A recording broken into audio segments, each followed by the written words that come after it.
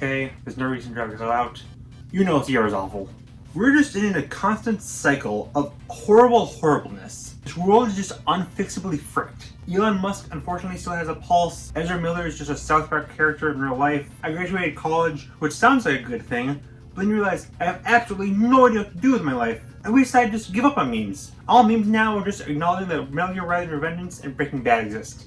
Anyways, the only reason why I didn't unleash the long dormant monster that I hid into the center of the earth several past lives ago was because I watched a lot of really cool things this year. So I saw what every movie, video game, and TV show that I watched that came out this year that I saw, and let's go. I watched so many films this year, I don't even know where to start. How about Sonic 2? If you watched the first of these big Strip Just Talks About Everything You Watched videos, you know I wasn't the biggest fan of the first film. But looking back, I was far too harsh. The first Sonic is a lot of fun, and this is even better. The inclusions of Tails and Knuckles really make this film feel more like a Sonic film, and Jim Carrey continues to live up to his name and carries the entire film. If this does end up being his final movie, he'll be ending up on a high note. He and Stone are 100% gay, this is not up for debate. That said, it's not perfect. They still dedicate way too much time to random wedding, but like, hey, it's not enough for me to dislike it. Still a fun movie. On the topic of furries, Bad Guys came out this year. That was fun. Story-wise, it's nothing new. All the characters are really fun, and the animation is just spectacular. Nothing mind-blowing, but it's definitely worth a watch. I mean, it literally had a Lois Griffin Family Guy in it. Also, if you're curious if they knew what kind of horrors they unleashed, yes. Mr. Wolf's mugs for the camera a lot. There's more gore than your average Kirby game. Diane Foxington exists. Listen, between this, Utopia, and Toby Fox thinking that putting a robot cat girl maid with an electric whip that demands obedience in a game is a morally okay idea, this is just the age of furries. Adapt or die. Top Gun Maverick was a big surprise. I like the first film, but this is even better. One of the best reboots in a while. It honors the original, but never feels like a retread. And of course, love or hate him, if Tom Cruise is part of a film, you'll know the stunts will be amazing. Potentially a modern classic. Uncharted, though, is a film I even forgot came out this year. Listen, I never played the game as a Switch present, but even I could tell this was such a big downgrade. When Tom Holland was cast, I assumed this was like a prequel or something, but no, he's just Nathan Drake. They even had a flashback of like teen Nathan. What's the difference? Same with Victor Sully. He's just too young here. Personally, I feel like you just should use the voice actor here for the film for totally serious, non-meme reasons. I say that you'd like it if you're an Uncharted fan, but even they seem to hate it, so yeah, just skip it. I'll always love a funny Nick Cage fest. An Unbearable Weight of Massive Talent is not only the best title for a film ever, it's also just that. Really, that's all I gotta say. If that's not enough for you, you're dead inside. Elvis is an interesting film.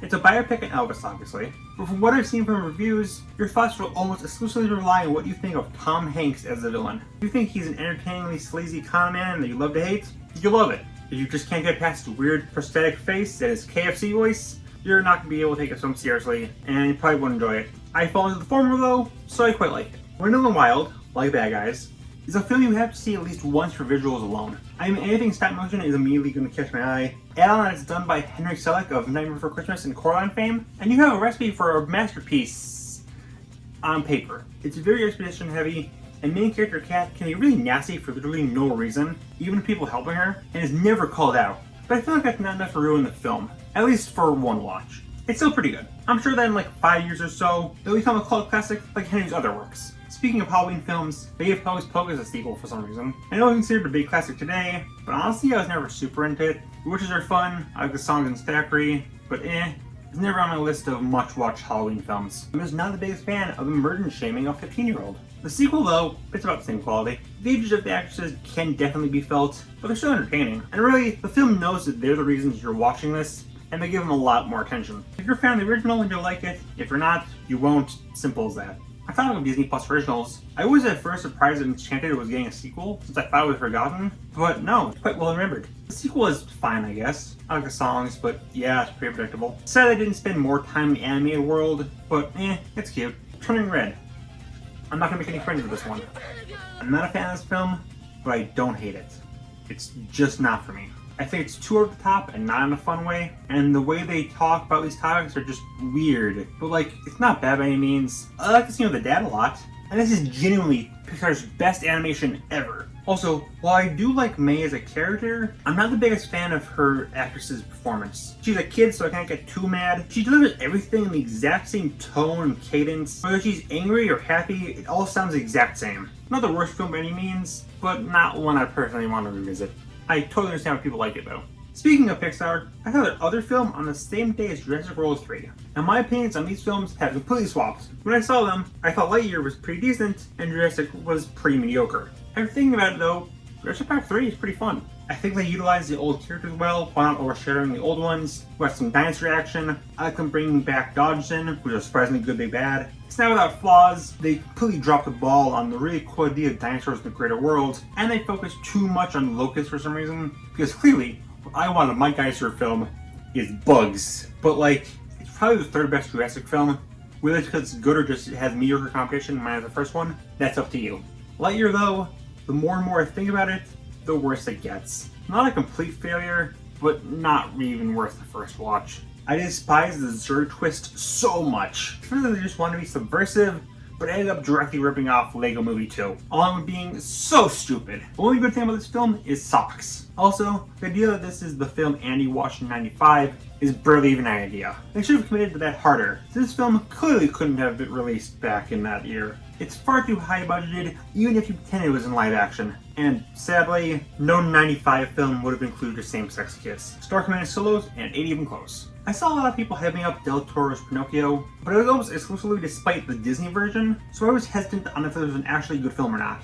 Turns out, yeah, it's actually really great. This is much newer than a lot here, so no spoilers, but it's a great retelling of the original story that still feels like a breath of fresh air. And of course, the animation is fantastic.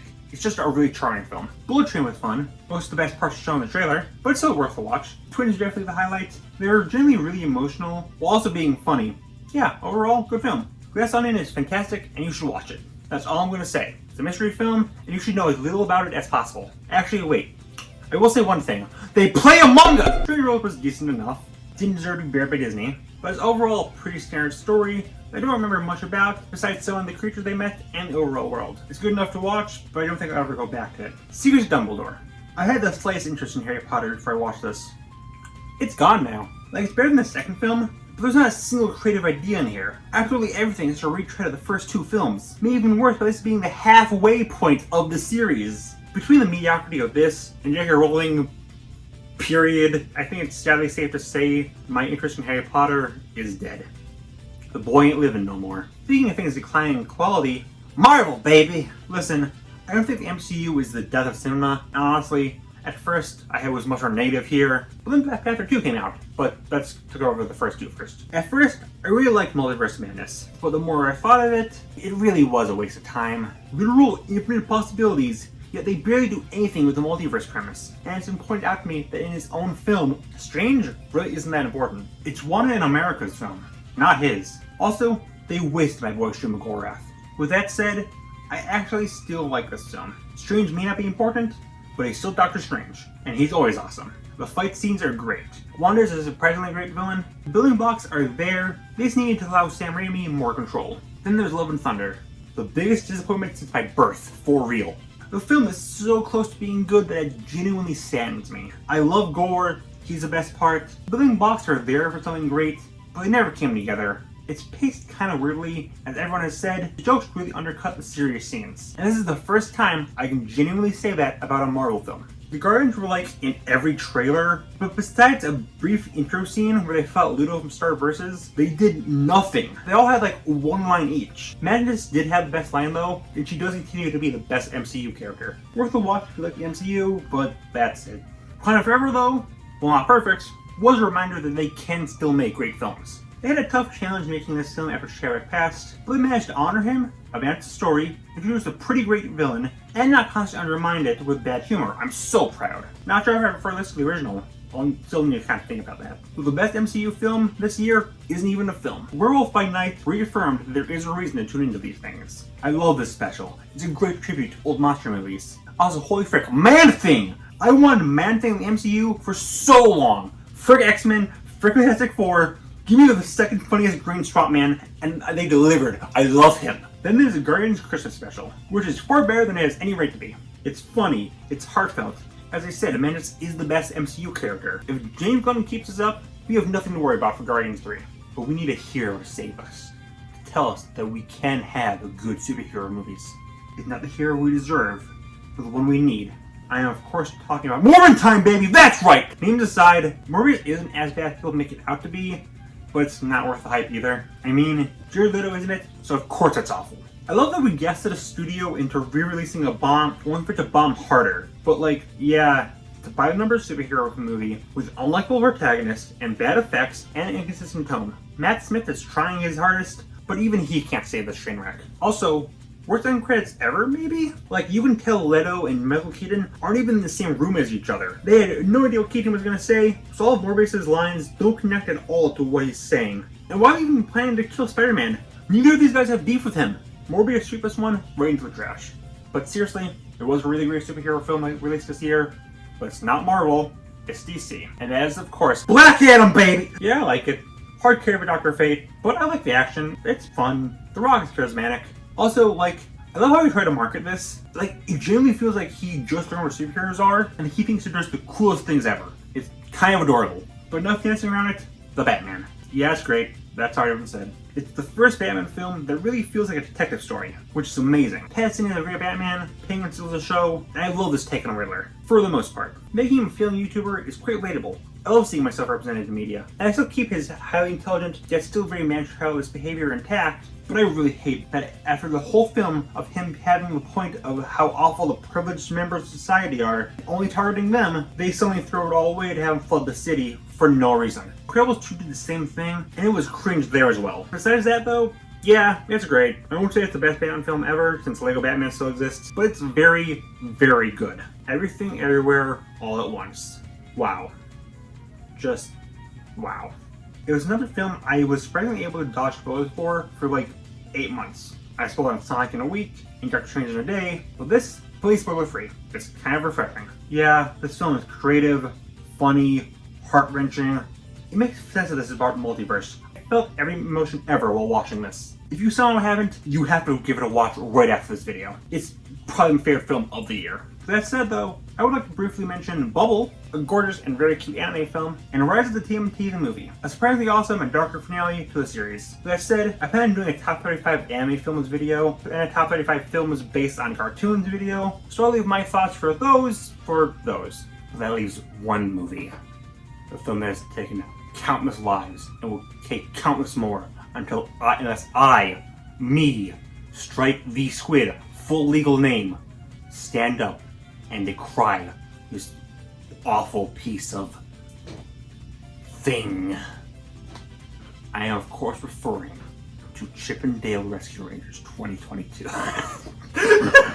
I've seen people say a lot of things feel like bad fanfiction. There's literally no way you can convince me this isn't a live-action animated hybrid. It was just all animation, by the way. They make a big deal about the difference between 2D and 3D, but a lot of the 2D characters are clearly in CGI, and it's got literally nothing to do with Chip and Dale at all. The biggest complaint I've seen about this is that it's a cameo fest, and honestly, I wish it was, because the use of cameos is very lacking and very lame. Roger Rabbit pretty much includes cameos for any non-important part. This film just has a bunch of random, made-up characters, and the cameos only appear to confirm that all the favorite characters have been horrifically mutilated and cut up into Cronenberg monsters. I love Phineas and Ferb. I was not cheering when I saw Phineas horrifically twisted into a Go-Go Dodo. And if you're a fan of the old Rescue Rangers show, this will do absolutely nothing for you. The show is confirmed to be a show in-universe, and they do nothing with that. Like, it would have been cool to see Fat Cat do something. Maybe he's like a really nice guy, even though he plays the villain. But no, he just makes a brief cameo, he has no effect on the plot, and like, most references to the show are completely made up. They bring up episode 120 something of the original show, but like, the show only had 65 episodes. They just make things up. That's not good fan service. Everyone besides Chip and Dale themselves are sidelined, which may be a good thing, because I don't want to see more of Gadget and Zipper as a couple. That generally feels like an affront to nature. Zipper throughout the entire show was basically their team pet. Seeing him and Gadget married and with horrific half mouse, half fly babies is like if they revealed that the cast of Scooby-Doo was just actors, and Scooby and Velma were married with horrific half human, half dog children. They were too preoccupied, and if they could do this film, to ask if they should. This film baffled me. It angered me. It disgusted me. It's worse than Morbius, and everyone watching this should see this movie. Seriously, Despite the mess that it is, it's a glorious train wreck that must be seen to be believed. I would not be shocked if this becomes the next so bad it's good hit. It's a crime far too big to slip through the cracks, and we all must suffer for it. So, this is a little awkward. I have this big anime video planned for early 2023. But there's a lot of overlap between these anime and the ones I'm going to cover in that video. So I'm just going to blaze through this very quickly, just so I don't repeat myself a lot when I get to that one. Spy Family. I'm a fan of the manga, and I was really looking forward to this. Did not disappoint. Really cute. I love these goofballs so much. Ranking of Kings. Came out in 2021, but I first watched it this year, and the bulk of it came out this year, so it counts for Q. One of those anime that I feel like was just made for me.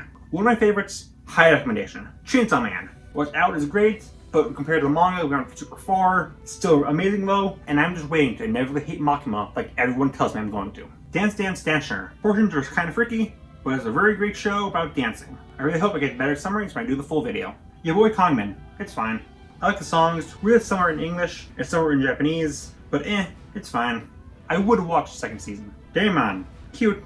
Wish they focused more on the food making side of things since it's more unique, but whatever. Cyberpunk Edgerunners. Netflix is back again to gaslight us into thinking a game is good thanks to an admittedly great series. Yeah, jokes aside, Edgerunners is amazing. But there's a video I've been planning for a while that fits it perfectly, so I'm just gonna save it for that. Call of the Night. I remember seeing this post about how if you swap the genders of Bella and Edward from Twilight, it's just a generic anime. This is literally just that. Very much not for me, but if that sounds interesting to you, sure. And now for some continuations. Mob Psycho 100 and Kaguya-sama continue to be absolute bangers, but you didn't need me to tell you that. I finally caught up with JoJo, and I felt like part 6 started weak, but massively improved by the final batch. Preachers Connect Season 2, I wasn't big into compared to the first season, but I do kind of want to rewatch it to see if there's genuinely something wrong with it, or if I was just being a dumb stupid. Even then, I still say if you see Season 1 and you like it, you should watch this too. Ascendance of a Bookworm is a very underrated anime that I've been following for a long time, and its third season might very well be its best. More than a big Top 35 video.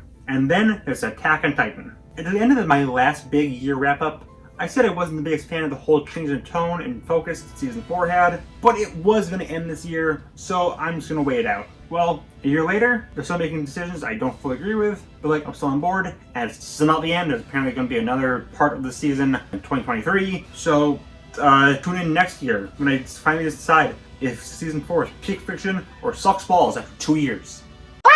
This was such a sad year for cartoons. You'd think it wouldn't be. It's Cartoon Network's 30th anniversary, and the animation industry hard carried media throughout the pandemic.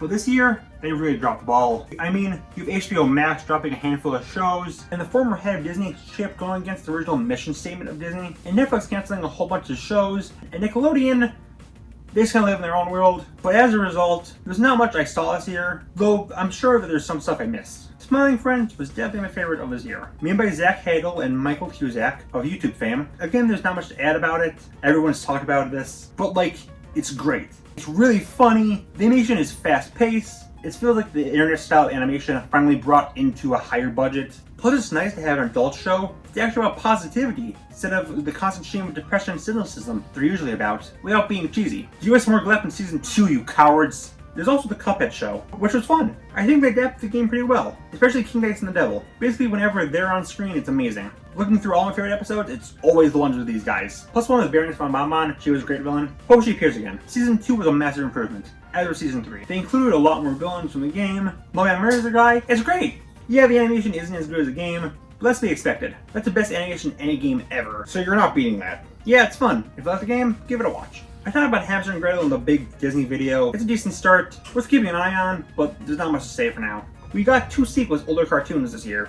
One adapting a show from my childhood that ages up the characters, and one from my older years that massively ages them down. I talked about Proud Family Louder and Prouder in my top 35 Disney shows. It's a good successor. Follows up on the theme of the old show, and all the actors return. Yeah, if you like the old show, you'll like this one.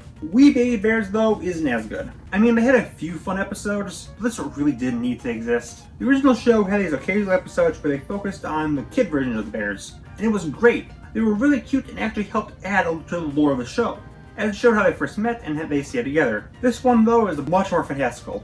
Like, this is clearly not part of the same show. Why is Charizard here? I mean, it's cute, it's colorful, but it's not notable outside of that. A little sad that this is the only new show CN had for its anniversary. That's all the new stuff, but there are some new seasons to older shows that I want to talk about. A lot of these ones are ones I've covered before with nothing new to add. Clear the Creek, Jellystone, Victor and Valentino, Big City Greens, Ghost of Molly McGee. Just watch all of these videos for my thoughts. For some other ones, I really wanted to talk about Green Eggs and Ham for a while, so for you, I'm going to. The first season was amazing. Do you think the second one would also be amazing, right? Well, honestly, yeah, it kind of is. It still got the same heart and the amazing animation of the first. Plus, I decided to focus on the butter building battle of all stories for the plot, which surprisingly works very well. Do I think it's as good as the first season? No, but it's a must-watch along with the first. Dragon Prince finally came back. How was it? Well, I still liked it, but I don't know, something kind of fell off. And maybe I was just expecting more after such a long break. I still like the characters and the story is engaging, but it's split up into several plot lines, which makes it feel a little unfocused. I'm still on board though. Also, am I just forgetful, or was this show always so PS2 cutscene-y? Maybe because there's more action here than the previous seasons, but honestly, it's pretty distracting.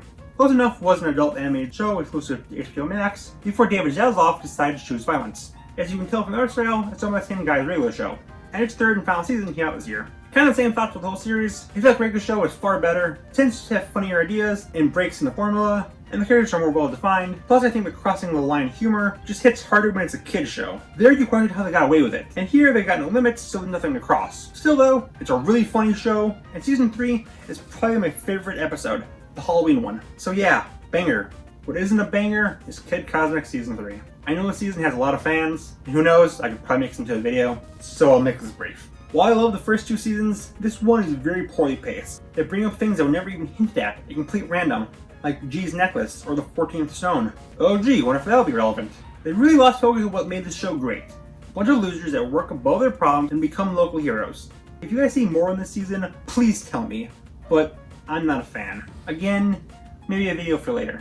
Now, before we wrap this up, there are two shows I want to talk about that mean a lot to me, but I can't talk about them without spoilers. So it's Owl House and Amphibia. If you want to skip, here's the time code to skip. Frick you. Yeah, watch both these shows, by the way, but here's the spoilers.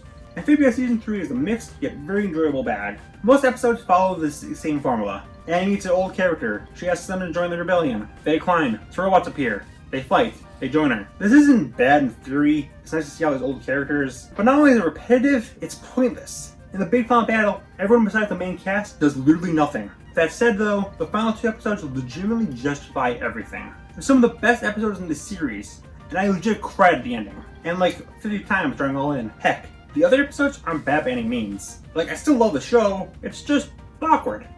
Good, but awkward. I love it despite its warts. You see, because the show's about frogs, now for Owl House. Again, here's the time code to skip it. The first half of season 2 is perfect, as I said in my last year wrap up. The second half of it came out this year, and I'd say it's still the same level of quality for the most part. It's still got a lot of great comedy, the characters are pushed to their limits, continue making Bells an absolutely fantastic villain. Overall, it's generally one of the best seasons of television I've ever watched. With that said, there's a lot of controversy in the fandom around the finale. For the most part, people like it, but then there's the ending. We suddenly get a new villain, everyone goes back into the human world. Blues recreates that one scene with Monsters Inc. Admittedly, it feels rushed, but I don't think these are bad ideas. I really could go on, but then season 3 started up with the first of the final 3 episodes. I loved this episode so much. Every character got some sort of attention. Bill's returns, which I know people complained that he was seemingly killed off. This frame of V exists. I did wish there was multiple episodes instead of just one. Like, had an episode about the kids adjusting to the human world, another about them trying to make a portal, another about Bella's return and Disney's weird possessed kid obsession. With that said, obviously, that's almost certainly what they wanted to do, but Disney just pulled the plug and they had to work with what they got. And I feel like, with the cards they were dealt, they did greatly with it. I love longer season, but if this is anything to go off of, we're in great hands. Also, Collector's a loving little scrimblow, and I will kill anyone who says otherwise. This was a huge year for television. Better Call Saul ended. The Boys and Succession are still going strong. Stranger Things managed to win back a lot of people. Heck, this new Game of Thrones show managed to win back a lot of people. This was a fantastic year for live action television. I'm cringed. Now, these are all just superheroes or Star Wars shows. I'll start with the one not on Disney+. Peacemaker is pretty fun. Keeps a lot of what I loved from the Suicide Squad, minus the funny Shark Man. I do like the story that they have here around Peacemaker and his family, and it's pretty decently funny. I do feel like they try way too hard to be funny at points, and some jokes draw out way too long, but it's mostly pretty great. Also, the theme song. I can't put its beauty into words. As for the Marvel stuff, listen, I feel like making all Marvel shows was a big mistake. They're not awful or anything, but there's definitely a case to be made of stretching something too far, along with maybe a little overexposure. Moon Knight starts fantastically, but its pacing really screws it over. The middle couple episodes just really drag. Isn't that awful? Just very lopsided. Watch Marvel's obsession with gators though. Miss Marvel is a definite bright spot. This is what the MCU shows needed. Smaller scale, they benefit a lot from being episodes instead of a movie like I feel like Moon Knight should have been. Everything is very stylized to make it stand out, and all the characters are so charming. This is easily a favorite of the MCU shows, and it's very sad that out of all of them, this is the one that gets by far the least attention. Then there's She-Hulk. I'll admit, I'm not a fan of it, and no, it's not because I hate women, I just have some hang-ups. I should phrase that differently. Everyone's already said it, but the first episode sucks. The humor is very unfunny and derails the show a lot. And while she does get better as the show goes on, Jen isn't very likable here. But again, I do think as the show goes on, it gets better. I like Tatiana and Abomination, the attorney stuff is fun, Daredevil is great as always. It's actually pretty solid. That is, until the final episode. I like the fourth wall breaks in theory, but they should have built up to it more. Throughout the entire show, the only fourth wall break was just Jen turning to the camera and making one-liner saying that she's in a show, which is the most basic form of fourth wall breaking ever. You can't go from that to stopping the show and breaking out of the TV and meeting the guy making all these shows. That's going from 1 to a million way too fast. I don't think these are as awful as people make them out to be. I think season 2 could really iron out the shortcomings, but for season 1, I'm not a fan. Also, yes, there was a twerking scene. Everyone got up in arms. I don't care. I'm the most asexual thing in the universe. I sat there flat-faced the entire time. But there, I mentioned it. Moving on to Star Wars, Book of Boba Fett, again, is mixed. Everyone said it before, but the worst part is the stuff with Boba Fett. When it's Mandalorian in Season 3, it's amazing. The Boba Fett stuff is just kind of slow, aimless, and Boba is far too nice, which isn't what most people wanted from the show. I still like it, but it's definitely a disappointment. Obi-Wan is in the same boat. I think I like it more than most. I mean, it's hard not to love Ewan Vader's face. And we all know anything Vader touches is gold, but it's again, just very strangely paced. Episode 4 didn't need to be made. That said, it's really not as bad as people make it out to be. I still enjoyed it quite a lot. Also, I'm of the opinion that all fanbases suck, but if I had to rank them all, it'd be number 2, every fanbase ever. Number 1, the Star Wars fandom. Because why is harassing people just commonplace in this fandom? Like, God, guys. God, between mediocrity and awful fandom, I just might give up on Star Wars. There's nothing that they can ever do to drive me back. Wait, no, baby, I changed! Yeah, and it was fantastic. It's great to see them just make a good show, focus on actual great story and characters without a bunch of fan service. Someone making me super invested in a character where we already know his fate. Again, it's kind of criminal how I rarely see people talking about this compared to the amount of people I see talking about Obi-Wan or Boba Fett. I'm inside of all your walls, I refuse to pay rent. Ending the video games, I think it makes sense to start with my game of the year. And that, definitely for me, is Kirby the Thread of Land, baby! I'm a Kirby fanboy and a Nintendo. Of course it's this. You can just do Kirby in 3D perfectly. It's so much fun, and I love all the abilities, and Vanity, my beloved, is back, and the final boss, no spoilers, is raw! I may love Kirby, but I've always had one giant flaw with it. That being that in most games, it is possible to hurt Waddle Dees. In this game, they make it impossible to kill Waddle Dees, and you just have to rescue them, cementing this game as peak fiction. This truly was a Kirby sweep. Now this year was Kirby's 30th anniversary. We got another game, but for some reason, people complain about. Nintendo fans both simultaneously love and hate Nintendo celebrating anniversaries. Dream Curse is adorable, and it's a fun time waster. But like, I think $15 is a little steep for this game, and it's mostly forgotten. But hey, if anyone wants to play it, I'll be up for a round. As for lesser games, Legend of Arceus is fun. But these need pronounced, there's official media that calls it Arceus. You know what I'm referring to when I call it Arceus. I've said Arceus my entire life. I'm gonna keep calling it Arceus. Ratio. Shout out to this game for doing the impossible. Getting the entire fanbase to agree that something is good. With very minor changes to the formula, Arceus was able to freshen up the Pokemon a ton, while still keeping what we love from it. And for that, I think it deserves its status as one of the best Pokemon games. Speaking of Pokemon, I got Scarlet for Christmas. I'm not super far into it, but it's fun. Team Furcoco, all the way. I'm going to make my thoughts on Xenoblade 3 brief, because I am nowhere near done with it. I really enjoyed what I played, but I'm a busy little Benson, and this is a big game. Love what I played though, and Senna best girl. Finally, obviously the guy with this avatar has played Splatoon 3. And yeah, it's fun. Honestly, not much to say here. If you like the first 2 games, this is just that, but more. Please play this game with me. I'm so lonely. No one wants to play this stupid, funny, freaking Squid game with me. Gah! Also, Shiver is overrated. Big man for life! Last time I did a big yearly wrap-up, I thought of everything I was looking forward to in the upcoming year. So I feel like it just makes sense to do that right now, to finish up this video. In 2023, I'm looking forward to the sins of the past catching up with us, as our greed and desire for power finally kill us all, breaking the world apart and leaving this already decrepit world into an even more lifeless, meaningless hellscape and existence than it already is. And the new Gremlin show. I am Venom.